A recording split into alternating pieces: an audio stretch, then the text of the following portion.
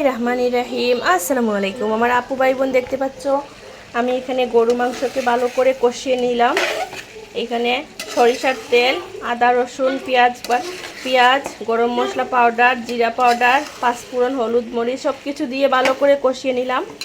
মাংসটাকে আমি প্রথমে প্রেশার কুকারে সিদ্ধ করে নিয়েছিলাম, আর এখন ভালো করে কষাচ্ছি। আর এই যে হচ্ছে আমার কাঁঠাল, আমি আজকে কাঁঠাল দিয়ে আজকে আমি গরু মাংস রান্না করব। এটা ভীষণ মজা হয়, আপনারা ট্রাই করবেন কাঁঠালের সিজন আসলে। আর এটা হচ্ছে আমি কাঁঠালের সিজনের সময় এই কাঁঠালগুলোকে আমি সংরক্ষণ করে রাখছি, সিদ্ধ করে তেলে বেজে ফ্রিজে রেখে দিয়েছিলাম। আর এখন বের করছি, এখন আমি মাংস দিয়ে রান্না করব। একদম সেম অরিজিনাল স্বাদ পাওয়া যায়, খুবই টেস্টি। মাংসটা আমার অলমোস্ট কষানো ডান হয়ে গেছে।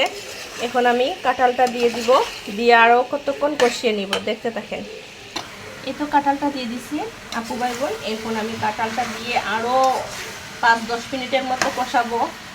কষানোর পরে পর্যাপ্ত পরিমাণে আমি জল দিব, কারণ যেহেতু আমার কাঁঠালটাও সিদ্ধ করা, তেলে বেজে নেওয়া, মাংসটাও আমি সিদ্ধ করে ভালো করে কষিয়ে নিচ্ছি। এর পরিমাণে আমি একটু জল দিয়ে দিলে কোনো সমস্যা নেই, কারণ মাংসটা আর আমার সিদ্ধ করতে হবে না, কারণ অলরেডি আমি কুকারে সিদ্ধ করে নিচ্ছি।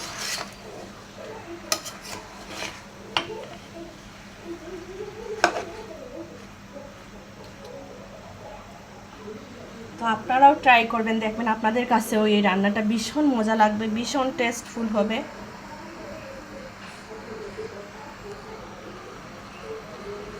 অনেক স্বাদ হয়, আমি এইভাবে রান্না করেছি, অনেক মজা।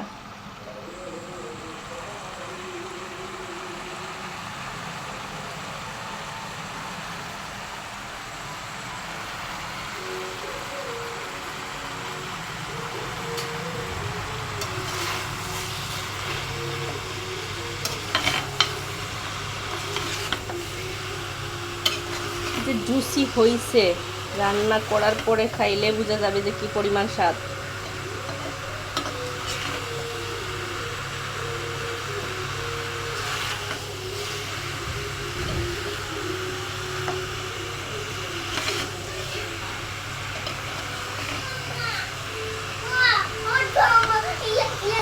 তো দেখতে পাচ্ছেন, আপনারাও এবার ট্রাই করবেন। আমি এখন পর্যাপ্ত পরিমাণে জল দিয়ে দিব, কারণ জল দেওয়ার পরে রান্নাটা কমপ্লিট হয়ে যাবে। বেশি পরিমাণে জল দিব না, আমি অল্প জল দিয়ে দিব। এই তো একদম বুনা বুনার মতো থাকবে এই রান্নাটা, কিন্তু মাংস সিদ্ধ করাই আছে। তো সবাই ভালো থাকবেন, আমার ভিডিওটি শেয়ার করবেন, পাশে থাকবেন। সবার জন্য অনেক অনেক দোয়া রইল। সবাই এরকম মাংস বানাবেন, এইরকম গরু মাংস দিয়ে সবাই কাঁঠালের সিজনে কাঁঠাল খাবেন, ভালো লাগবে। আসসালামু আলাইকুম।